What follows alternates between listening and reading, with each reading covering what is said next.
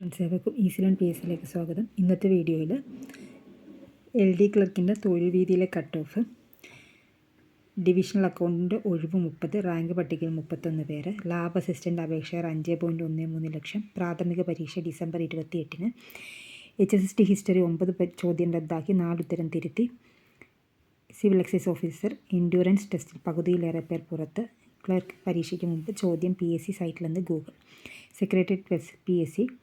Secretariat PSC computer assistant rank പട്ടികയിൽ 849 പേർ. ഇത്രയും കാര്യങ്ങളാണ് ഈ വീഡിയോയിൽ ഉൾക്കൊള്ളിച്ചിരിക്കുന്നത്. ഡിവിഷണൽ അക്കൗണ്ടൻറ്റ് ഒഴിവ് 30, റാങ്ക് പട്ടികയിൽ 31 പേർ. സംസ്ഥാന സർക്കാർ സർവീസിലെ ഉയർന്ന തസ്തികയായ ഡിവിഷണൽ അക്കൗണ്ട് റാങ്ക് പട്ടികയിൽ ആകെ 31 പേർ. നേരിട്ടുള്ള നിയമനത്തിനും തസ്തിക മാറ്റത്തിനുള്ള 2 കാറ്റഗറികളായി നിലവിൽ 30 ഒഴിവുകളാണ് റിപ്പോർട്ട് ചെയ്തിട്ടുള്ളത്. നേരിട്ടുള്ള നിയമനത്തിന് 16 ഒഴിവുള്ളപ്പോൾ റാങ്ക് പട്ടികയിൽ 17 പേർ ഉൾപ്പെട്ടു. ഉപപട്ടിക ഒഴിവാക്കി ഏകീകൃത റാങ്ക് പട്ടികയാണ് പ്രസിദ്ധീകരിച്ചിരിക്കുന്നത്. 14 ഒഴിവുള്ള തസ്തിക മാറ്റത്തിൽ റാങ്ക് പട്ടികയിൽ 14 പേർ പെട്ടു. 2ൻ്റെ നിയമന ശുപാർശ നവംബറിൽ നയിക്കും. 2021 സെപ്റ്റംബറിലാണ് 2 കാറ്റഗറികളായി വിജ്ഞാപനം പ്രസിദ്ധീകരിച്ച നേരിട്ടുള്ള നിയമനത്തിന് 2,39,861 പേർ അപേക്ഷിച്ചു. 631 പേർ പ്രാഥമിക പരീക്ഷയിൽ യോഗ്യത നേടി. കഴിഞ്ഞ വർഷം ജൂണിൽ നടത്തിയ വിവരണാത്മക പരീക്ഷയ്ക്ക് 167 പേർ ഹാജരായി. 3 പേപ്പറുള്ള പരീക്ഷയിൽ ഓരോന്നിനും നിശ്ചിത മാർക്ക് നേടിയവർക്കേ വിജയിക്കാനാകൂ. ആദ്യ 2 പേപ്പറിൽ കുറഞ്ഞത് 40% മാർക്കും 3-ാം പേപ്പറിൽ കുറഞ്ഞത് 50% മാർക്കുമാണ് വിജയിക്കാൻ വേണ്ടത്. SC/ST വിഭാഗക്കാർക്ക് വിജയിക്കാനുള്ള മാർക്കിൽ ഇളവ് അനുവദിച്ചിരുന്നു. 17 പേരാണ് വിജയിച്ചത്. അവർക്ക് അഭിമുഖം നടത്തി റാങ്ക് പട്ടിക തയ്യാറാക്കി. VV അമൃതയ്ക്കാണ് 1ാം rank. പൊതുപരീക്ഷയുടെ അടിസ്ഥാനത്തിൽ തയ്യാറാക്കിയ റാങ്ക് പട്ടികയായതിനാൽ മാർക്ക് പ്രസിദ്ധീകരിച്ചിട്ടുള്ള തസ്തിക മാറ്റത്തിന് 1293 അപേക്ഷകൾ ലഭിച്ചു. വിവരണാത്മക പരീക്ഷയിൽ നിശ്ചിത മാർക്ക് നേടിയ 14 പേരെ അഭിമുഖത്തിന് കൂടി വിധേയരാക്കിയാണ് റാങ്ക് പട്ടിക തയ്യാറാക്കിയത്. ദിവ്യാനാഥിനാണ് 1ാം rank. UD clerk, assistant, senior accountant, auditors തുടങ്ങിയ തസ്തികയിലുള്ളവർക്കും അതിന് മുകളിലുള്ള നോൺ ഗസറ്റഡ് കാറ്റഗറിയിലുള്ളവരുമാണ് തസ്തിക മാറ്റത്തിന് അപേക്ഷിച്ചിരിക്കുന്നത്. അർഹതയുള്ളവർ: water authority divisional accountant officer rank പട്ടികയിൽ ആളില്ല. Water authority divisional accounts officer rank പട്ടികയിൽ ആകെ 6 പേര്. റിപ്പോർട്ട് ചെയ്ത ഒഴിവുകളാകട്ടെ 10 എണ്ണം. വീണ്ടും വിജ്ഞാപനം ക്ഷണിച്ച് ഒഴിവുകൾ നികത്തേണ്ടി വരും. വിവരണാത്മകം ഉൾപ്പെടെ 2 ഘട്ടങ്ങളാണ് പരീക്ഷയിലൂടെയാണ് റാങ്ക് പട്ടിക തയ്യാറാക്കിയത്. മുഖ്യ പരീക്ഷയ്ക്ക് 3 പേപ്പറുണ്ട്. ഓരോന്നിനും ജയിക്കുന്നതിന് കുറഞ്ഞ മാർക്കും ചട്ടപ്രകാരം നിശ്ചയിച്ചിട്ടുണ്ട്. 3 പേപ്പറിനും ജയിക്കാനുള്ള കുറഞ്ഞ മാർക്ക് നേടാനാവാത്തതാണ് അപേക്ഷകരിൽ ബഹുഭൂരിപക്ഷവും പുറത്താകാൻ കാരണം. 2020 ഡിസംബറിലാണ് വിജ്ഞാപനം പ്രസിദ്ധീകരിച്ചത്. 20,000-ഓളം പേർ അപേക്ഷിച്ചതാണ്. 7 പേർ മാത്രമാണ് അവസാന ഘട്ടത്തിന് യോഗ്യത നേടിയത്. 2023 ജൂണിൽ 2 ദിവസങ്ങളിലായി പരീക്ഷ നടത്തി. ഇതിന് 3 പേപ്പറുകളുണ്ട്. ആദ്യ 2 പേപ്പറിൽ കുറഞ്ഞത് 40% മാർക്കും 3-ാം പേപ്പറിൽ കുറഞ്ഞത് 50% മാർക്ക് നേടിയാലേ വിജയിക്കാനാകൂ. SC/ST വിഭാഗക്കാർക്ക് ആദ്യ 2 പേപ്പറിൽ കുറഞ്ഞത് 50%, 30%, 3-ാം പേപ്പറിന് 35% മാർക്ക് നേടിയാൽ വിജയിക്കാം. അഭിമുഖം കൂടി കഴിഞ്ഞാണ് റാങ്ക് പട്ടിക തയ്യാറാക്കിയത്. അതോടെ ഒരാൾ കൂടി പുറത്തായി. ഒക്ടോബർ 1-ന് നിലവിൽ വന്ന റാങ്ക് പട്ടികയിൽ 6 പേർ ഉൾപ്പെട്ടു. ഇവർക്കുള്ള നിയമന ശുപാർശ നവംബറിൽ അയക്കും. മാർക്ക് പുനഃപരിശോധനയ്ക്കും ഉത്തരക്കടലാസിൻ്റെ പകർപ്പിനും ഇപ്പോൾ അപേക്ഷിക്കാം. 8 തവണ പ്രൊഫൈലിലൂടെയാണ് അപേക്ഷിക്കുന്നതിനുള്ള അവസാന തീയതി October 17. Civil excise officer endurance ടെസ്റ്റിൽ പകുതിയിലേറെ പേർ പുറത്ത്. 14 ജില്ലകളായി ചുരുക്കപ്പട്ടികയിൽ ആകെ 1,848 പേരാണ് അവശേഷിക്കുന്നത്. സിവിൽ എക്സൈസ് ഓഫീസർ തസ്തികയുടെ ആദ്യ ചുരുക്കപ്പട്ടികയിലുണ്ടായിരുന്നവരിൽ പകുതിയിലധികം പേരും പുറത്തായി. എൻഡ്യൂറൻസ് ടെസ്റ്റ് തോറ്റവരും ടെസ്റ്റിൽ ഹാജരാകാതിരുന്നവരുമാണ് അന്തിമ ചുരുക്കപ്പട്ടികയിൽ നിന്ന് പുറത്തായത്. 14 ജില്ലകളിലെയും ചുരുക്കപ്പട്ടികയിൽ 1,848 പേരാണ് അവശേഷിക്കുന്നത്. ഇവരിൽ കായിക പരീക്ഷ ജയിക്കുന്നവർ റാങ്ക് പട്ടികയിൽ ഉൾപ്പെടും. കായിക പരീക്ഷയിൽ വിജയിക്കുന്നവർ കുറഞ്ഞാൽ റാങ്ക് പട്ടിക പിന്നെയും ചെറുതാകും. എൻഡ്യൂറൻസ് ടെസ്റ്റിനുള്ള ചുരുക്കപ്പട്ടികയിൽ 14 ജില്ലകളിലായി ആകെ 3,842 പേരായിരുന്നു ഉണ്ടായിരുന്നത്. ടെസ്റ്റ് കഴിഞ്ഞതോടെ 1,977 പേർ പുറത്തായി. ഏറ്റവും കൂടുതൽ പേരുള്ളവർ എറണാകുളത്താണ്, 238 പേർ. കുറവ് ആലപ്പുഴയിലും 75 പേർ. മിക്ക ജില്ലകളിലും എൻഡ്യൂറൻസ് ടെസ്റ്റിൽ കാര്യമായ തോതിൽ തോൽവിയുണ്ടായി. ടെസ്റ്റിന് ഹാജരാകാത്തവരെയും തോറ്റവരുടെ കൂട്ടത്തിലാണ് ഉൾപ്പെടുത്തുന്നത്. ഇനി ശാരീരിക അളവെടുപ്പ്. കായികക്ഷമതാ പരീക്ഷയ്ക്ക് ശേഷം റാങ്ക് പട്ടിക തയ്യാറാക്കും. ഫെബ്രുവരി 17-നാണ് ഇതിൻ്റെ OMR പരീക്ഷ നടത്തിയത്. 3 ചോദ്യം ഒഴിവാക്കി 97 മാർക്കിനായിരുന്നു മൂല്യനിർണ്ണയം. എൻഡ്യൂറൻസ് ടെസ്റ്റ് ഓഗസ്റ്റിലും സെപ്റ്റംബറിലുമായാണ് നടത്തിയത്. സിവിൽ എക്സൈസ് ഓഫീസർ ചുരുക്കപ്പട്ടികയിലുള്ളവരുടെ എണ്ണമാണ് തന്നിരിക്കുന്നത്. ഇതിൻ്റെയൊക്കെ PDF വേണ്ടവർ ഈസി ലേൺ PSC എന്ന് പറഞ്ഞ ടെലഗ്രാം ചാനലിൽ ജോയിൻ ചെയ്താൽ മതി. അതിൻ്റെ ലിങ്ക് ഡിസ്ക്രിപ്ഷൻ ബോക്സിൽ കൊടുത്തേക്കാം. അതുപോലെ തന്നെ PSC അപ്ഡേറ്റ്സും തൊഴിൽ വാർത്തകളുമെല്ലാം ആ ചാനലിൽ കിട്ടുന്നതായിരിക്കും. അപ്പം താല്പര്യമുള്ളവർ ആ ലിങ്കിൽ ജോയിൻ ചെയ്യുക. ലിങ്ക് ഡിസ്ക്രിപ്ഷൻ ബോക്സിൽ കൊടുത്തേക്കാം. പ്രതീക്ഷിച്ച ഒഴിവ് വന്നില്ല. വനിതാ സിവിൽ എക്സൈസ് ഓഫീസർ പരീക്ഷ നടത്താതെ PSC. ഒഴിവില്ലാത്തതിനാൽ വനിതാ സിവിൽ എക്സൈസ് ഓഫീസർ ട്രെയിനിയുടെ പരീക്ഷ PSCക്ക് നടത്താനാകുന്നില്ല. ഈ വർഷം മെയ് ജൂലൈ മാസങ്ങളിൽ നടക്കുന്ന പരീക്ഷ നടത്തുമെന്നാണ് PSC വാർഷിക കലണ്ടറിൽ അറിയിച്ചത്. അതനുസരിച്ച് അപേക്ഷകർ പരിശീലനം തുടങ്ങി. ഈ വർഷം ഡിസംബർ വരെയുള്ള പരീക്ഷ PSC പ്രഖ്യാപിച്ചെങ്കിലും വനിതാ സിവിൽ എക്സൈസ് ഓഫീസർ ഉൾപ്പെടുത്തിയില്ല. ഒഴിവ് നിലവിലില്ലെന്നും എക്സൈസ് അധികൃതർ PSC അറിയിക്കുകയായിരുന്നു. അതിനാൽ ഇപ്പോൾ പരീക്ഷ നടത്തേണ്ടതാണ് കമ്മീഷൻ തീരുമാനം. 2023 നവംബറിലാണ് ഇതിൻ്റെ വിജ്ഞാപനം PSC പ്രസിദ്ധീകരിച്ചത്. പ്രതീക്ഷിത ഒഴിവായിരുന്നു വിജ്ഞാപനത്തിൽ കാണിച്ചത്. 6 മാസം കൊണ്ട് നിയമന ശുപാർശ 28. 2021 വിജ്ഞാപനം അനുസരിച്ചുള്ള വനിതാ സിവിൽ എക്സൈസ് ഓഫീസർ റാങ്ക് പട്ടിക നിലവിലുണ്ട്.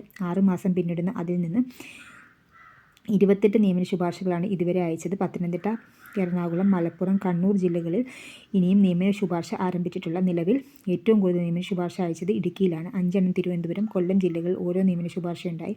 ഒഴിവില്ലാത്തതുകൊണ്ട് റിപ്പോർട്ട് ചെയ്യുന്നില്ലെന്നാണ് വകുപ്പ് അധികൃതർ പറയുന്നത്. എന്നാൽ പിന്നെന്തിന് കഴിഞ്ഞ നവംബറിൽ വീണ്ടും വിജ്ഞാപനം ക്ഷണിച്ചുവെന്ന് വ്യക്തമായ ഉത്തരമില്ല. റാങ്കിംഗ് പട്ടികയിലുള്ളവർ നിയമന ശുപാർശയ്ക്ക് കാത്തിരിക്കുമ്പോൾ അപേക്ഷിച്ചവർ പരീക്ഷ എഴുതാനുള്ള കാത്തിരിപ്പിലാണ്. HSST ഹിസ്റ്ററി 9 ചോദ്യം റദ്ദാക്കി, 4 ഉത്തരം തിരുത്തി.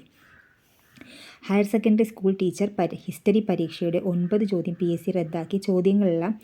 ചോദ്യങ്ങളിലും ഉത്തരങ്ങളിലും വ്യക്തതയില്ലെന്ന് കണ്ടെത്തിയാണ് റദ്ദാക്കിയത്. 4 ഉത്തരം തിരുത്തുകയും ചെയ്തു. പരാതികൾ പരിശോധിച്ച് വിദഗ്ധ സമിതിക്കാണ് തീരുമാനമെടുത്തത്. 91 മാർക്കിന് മൂല്യനിർണ്ണയം ആരംഭിച്ചു. കഴിഞ്ഞ ഓഗസ്റ്റ് 12 പരീക്ഷ. റദ്ദാക്കിയ ചോദ്യങ്ങൾ: which of the following statement is or are correct with respect to Herodotus? Find out the correct statement with respect to Rajatarangani. Which of the following statement is correct? The moderates were primarily composed of younger leaders. The extremists advocated for passive resistance and non-cooperation. The moderates aimed for immediate self-rule and independence. The extremists used newspapers and public meetings to spread their message. Fourth question: during which period did Colonel John Munro serve as the resident of Travancore, Wayanad and Cochin, and what significant political role did he play in these princely states? Fifth question: Srinarayana Guru's literary works includes a Sanskrit poem that emphasizes the unity of mankind. Which is the name of the poem? Who is the key figure leading the Manjeri Conference, and what was his role in the socio-political landscape of Kerala? Which prominent Congress leader played a key role in mobilizing opposition against the communist government during the Vimojana Samara? Which article of the Indian Constitution is associated with the judicial activism? Who is or are not associated with the Prasyuktivadi? തിരുത്തിയ ചോദ്യങ്ങൾ ഏതൊക്കെയാണ്? The impact of Chinese trade in Kerala can be seen in the architectural style of which of the following structures? എന്തിന് Mattancherry palace എന്ന പ്രാഥമിക ഉത്തരസൂചികൾ നൽകിയ ഉത്തരം പരദേശി synagogue എന്ന് തിരുത്തി. Which act facilitated the merger of Travancore and Cochin into Thiru-Kochi എന്നതിൻ്റെ ഉത്തരം the Travancore Cochin major agreement act 1949 എന്നാണ്. ഇതിന് ദ സ്റ്റേറ്റ് റീഓർഗനൈസേഷൻ ആക്ട് 1956 എന്നാണ് പ്രാഥമിക ഉത്തരസൂചികയിൽ നൽകിയത്. മൂന്നാമത് തിരുത്തിയ ചോദ്യം: employment of classroom technology needs clarity concerning എന്നതിന് course, content, evaluation method, technological skill, pedagogical strategies എന്നിവയെല്ലാം ബാധകമാണ്. ഇവാലുവേഷൻ മെത്തേഡ്സ് ഒഴിച്ച് ബാക്കിയെല്ലാം ബാധകമാണെന്നാണ് പ്രാഥമിക ഉത്തരസൂചികയിൽ നൽകിയിരുന്നത്. Fourth question: the proclamation of imposing precedence rule must be approved by both the houses of parliament within from the date of issue എന്നതിന് ആദ്യം നൽകിയ 2 മാസം എന്ന ഉത്തരം 1 മാസം എന്നാണ് തിരുത്തിയത്. ലൈഫ് സ്റ്റോക്ക് ഇൻസ്പെക്ടറിൻ്റെയും 5 ചോദ്യം റദ്ദാക്കി. Livestock inspector, poultry assistant, milk recorder, storekeeper പൊതുപരീക്ഷയുടെ 5 ചോദ്യങ്ങൾ PSC റദ്ദാക്കി. കമ്മീഷൻ ലഭിച്ച പരാതികൾ പരിശോധിച്ച് വിദഗ്ധ സമിതിയാണ് തീരുമാനമെടുത്തത്. ബാക്കിയുള്ള ചോദ്യങ്ങൾ പരിഗണിച്ച് 95 മാർക്കിന് മൂല്യനിർണ്ണയം നടത്തും. ഫലം വൈകാതെ പ്രസിദ്ധീകരിക്കും. 5 കാറ്റഗറികൾക്കായി സെപ്റ്റംബർ 6 പൊതുപരീക്ഷ നടത്തിയത്. റദ്ദാക്കിയ ചോദ്യങ്ങൾ: in the term of physical appearance how do the male Japanese quails differ from females? Second question ഒഴിവാക്കിയ ക്വസ്റ്റ്യങ്ങളാണ്. Which of the following is not a breed of sheep? Third question: which of the following is a temporary dental formula of cattle? Ideal feeding schedule for calves mandate that milk replies are to be fed to calves from? Fifth question: which of the following disease is a hatchery borne disease? നിങ്ങൾക്ക് ഉപകാരപ്രദമെങ്കിൽ തീർച്ചയായും like ചെയ്യുക, subscribe ചെയ്യുക, share ചെയ്യുക. ഇനി നമുക്ക് തൊഴിൽ വീതിയിൽ വന്ന LDCയുടെ കട്ട് ഓഫും കൂടെ നോക്കാം. Thank you for watching. ഇത് തൊഴിൽ വീതിയിൽ വന്നിട്ടുള്ള കട്ട് ഓഫാണിത്. അതിലളിതം 6ാം ഘട്ട, പ്രമുഖ പരിശീലകൻ PJ ജോസ് LDC 6ാം ഘട്ട പരീക്ഷ വിലയിരുത്തുന്നു. എറണാകുളം, വയനാട് ജില്ലകളിലേക്ക് ഒക്ടോബർ 5 നടന്ന LD ക്ലർക്ക് പരീക്ഷ ഉദ്യോഗാർത്ഥികളെ കാര്യമായി ബാധിച്ചില്ല. മുൻഘട്ടത്തിൽ നടന്ന LDC പരീക്ഷകളെ അപേക്ഷിച്ച് നിലവാരം അല്പം ഉയർന്നതായിരുന്നു. ചോദ്യങ്ങളെങ്കിലും ഉദ്യോഗാർത്ഥികളെ പരീക്ഷണമാകുന്ന തലത്തിലേക്ക് ഉയർന്നില്ല. ഈ പരീക്ഷയിലെ 80% ചോദ്യങ്ങളും മുൻഘട്ടങ്ങളെ അപേക്ഷിച്ച് ലളിതം എന്ന് പറയുന്നവയായിരുന്നു. മുൻഘട്ടങ്ങളിലെ ചോദ്യ പാറ്റേൺ മനസ്സിലാക്കി നന്നായി തയ്യാറെടുത്ത് വന്നവർക്ക് അനായാസം മികച്ച മാർക്ക് നേടി റാങ്ക് ലിസ്റ്റിൽ ഇടം കണ്ടെത്താനാകും. ചരിത്രം, ഭരണഘടന, സുപ്രധാന നിയമങ്ങൾ, കല, സാഹിത്യം എന്നീ വിഭാഗങ്ങളിൽ നിന്നുള്ള ചോദ്യങ്ങൾ സിലബസ് കൃത്യമായി പാലിച്ചതും ഉദ്യോഗാർത്ഥികൾക്ക് അനുഗ്രഹമായി. ആനുകാലിക വിഭാഗത്തിൽ നിന്നുള്ള ചോദ്യങ്ങൾ കുറഞ്ഞതാണ് 6ാം ഘട്ടത്തിലെ സവിശേഷതകളിലൊന്ന്. LDC സിലബസ് പ്രകാരം 20 ആനുകാലിക ചോദ്യങ്ങൾ പ്രതീക്ഷിച്ചിരുന്ന അതിൻ്റെ പകുതിയോളം ചോദ്യങ്ങൾ മാത്രം. എന്നാൽ സാമ്പത്തിക ശാസ്ത്രം, ഭൂമിശാസ്ത്രം, ജീവശാസ്ത്രം എന്നീ വിഭാഗങ്ങളിൽ നിന്ന് സിലബസിൽ വ്യക്തമാക്കിയതിനേക്കാൾ ഏറെ ചോദ്യങ്ങളും വന്നു. ശരാശരിക്ക് മേൽ നിലവാരം പുലർത്തുന്നവയായിരുന്നു. ഉദ്യോഗാർത്ഥികൾക്ക് പരീക്ഷ അനായാസമാകാൻ ഉപകരിച്ചു. ഇംഗ്ലീഷ്, മലയാളം, ഗണിതം വിഭാഗങ്ങളിൽ നിന്നും വെല്ലുവിളി സൃഷ്ടിക്കുന്ന ചോദ്യങ്ങൾ ഉണ്ടായില്ല. ഈ ഭാഗങ്ങളിൽ 30 മാർക്കിൽ 24 മാർക്ക് അനായാസം നേടാവുന്ന വിധത്തിലായിരുന്നു ചോദ്യപേപ്പർ. മികച്ച തയ്യാറെടുപ്പിൻ്റെ ബലത്തിൽ മാനസിക സമ്മർദ്ദമില്ലാതെ പരീക്ഷ എഴുതിയവർക്ക് 70 മാർക്കിന് മേൽ സ്കോർ ചെയ്യാനാവുന്ന പരീക്ഷയായിരുന്നു ഇത്. ഏതാനും ചോദ്യങ്ങൾ പിശക് കടന്നുകൂടിയത് ഈ LDC പരീക്ഷയിലും കല്ലുകടിയായി. ചോദ്യപേപ്പർ കോഡ് C പ്രകാരമാണ് ചോദ്യ നമ്പർ 6, 18, 66 എന്നിവയിലാണ് പിശകുണ്ടായിരുന്നത്. പ്രതീക്ഷിക്കുന്ന കട്ട് ഓഫ് മാർക്ക് 58-നും 68-നും ഇടയിൽ.